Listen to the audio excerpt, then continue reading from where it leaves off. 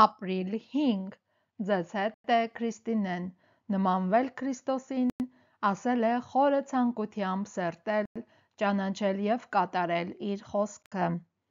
Ողջույն, բոլորիդ մաղթում եմ ուրախ ապրիլի 5 և տարվա 14-րդ շաբաթ։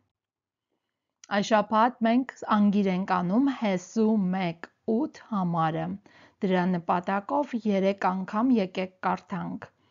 Այս օրենքի գիրքը թող չհեռանա քո շուրթերից, այլ գիշեր ցերեկ դրա մասին մտածիր, որպեսզի պահես և կատարես ամենը, ինչ որ գրված է դրա մեջ։ Այն ժամանակ քո ճանապարհը դու հաջող կդարձնես և այն ժամանակ հաջողություն կունենաս։ Երկրորդ անգամ դուք կարդացեք և ես կլռեմ։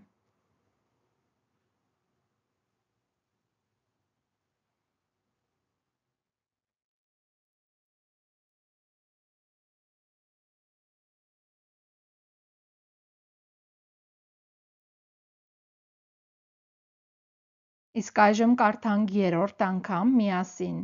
Հեսու 1:8 Այս օրենքի գիրքը թող չհեռանա քո շուրթերից, այլ գիշեր ցերեկ դրա մասին մտածիր, որպեսզի պահես և կատարես ամենը, ինչ որ գրված է դրա մեջ։